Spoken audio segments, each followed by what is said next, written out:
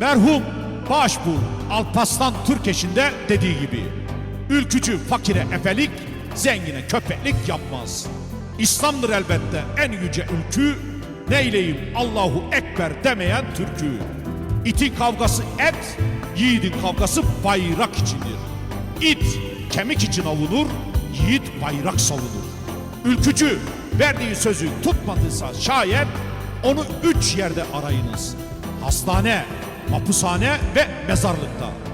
Bunlardan birinde yoksa o kişi zaten ülkücü değildir. Ülkücüler eylem yapmaz, toplanırsa ihtilal yapar. Bırakın bu bayrağı kesmeyi.